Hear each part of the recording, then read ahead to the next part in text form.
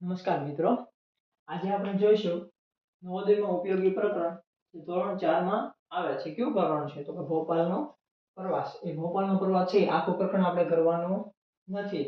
નવોદયની પરીક્ષામાં જેટલું ઉપયોગી છે અને તમારી સ્કૂલની પરીક્ષામાં જેટલું ઉપયોગી છે એટલું જ આપણે કરવાનું છે. તમે સરવાળા અને બાદબાકી એ તો તમે જોયા હશે સાદા, પણ વ્યવહારમાં જે ઉપયોગી છે, વ્યવહારમાં ઉપયોગી એટલે કેવા? તો કે આપણે જે સમાજમાં રહેતા હોય, દુકાને આપણા પપ્પાએ મોકલ્યો હોય કઈ વસ્તુ લેવા માટે, અને પછી હિસાબ કરવાનો કે કેટલો હિસાબ થાય છે, તો આ કેવો થયું? વ્યવહારુ થયું, વ્યવહારમાં ઉપયોગમાં આવતું. તો જોઈએ અહીંયા પેલો દાખલો. તો અનિતા બજારમાંથી 12 કેળા લાવી તથા તેના મમ્મી પણ 6 કેળા ખેતરમાંથી લાવ્યા.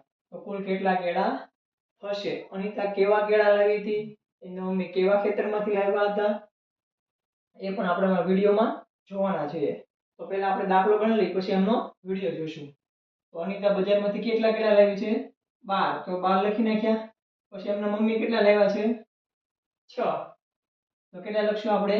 6. કુલ કેટલા થયા? 6 અને 2 8, એટલે 18 થયા. કુલ કેટલા કેળા થયા? તો 18 કેળા થયા છે. જુઓ મિત્રો, અનિતા અને એમના મમ્મી આ ખેતરમાંથી કેળા લાવ્યા હતા. હમણાં અનિતા કેળા પણ ખાવાની છે. ચાલો જોઈએ તે કેવી રીતે કેળા ખાય છે. જુઓ મિત્રો, કેવી બેઠી બેઠી એકલી એકલી કેળા ખાય છે. જોયું ને મિત્રો? તમને કયું ફળ સૌથી વધારે ભાવે છે એ કોમેન્ટ બોક્સમાં જણાવજો. અને આગળ આપણે ભણવાના છીએ.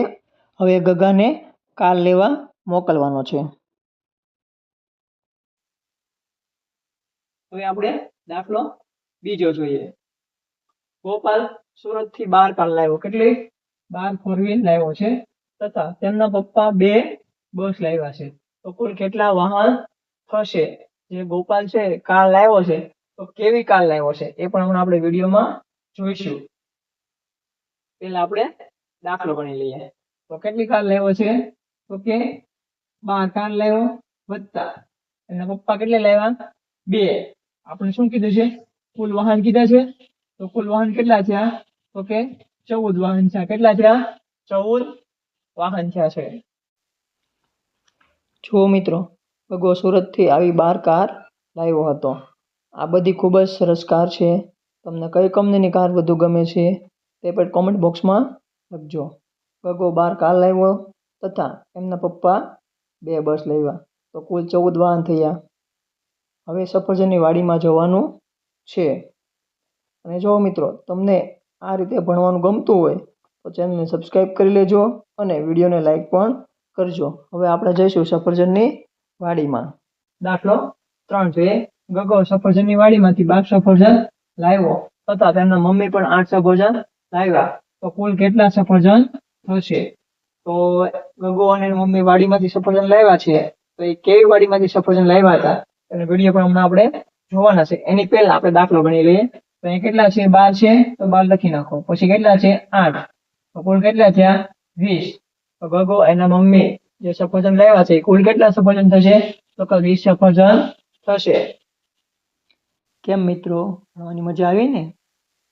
જો મિત્રો, ગગો અને તેમના મમ્મી આ વાડીમાંથી સફરજન લાવ્યા હતા. કોને સફરજન ખૂબ ભાવે છે તે કમેન્ટ બોક્સમાં લખજો કે મને સફરજન ભાવે છે. મિત્રો, તમને આ રીતે ભણવાની મજા પડતી હોય તો ચેનલને સબસ્ક્રાઈબ કરી લેજો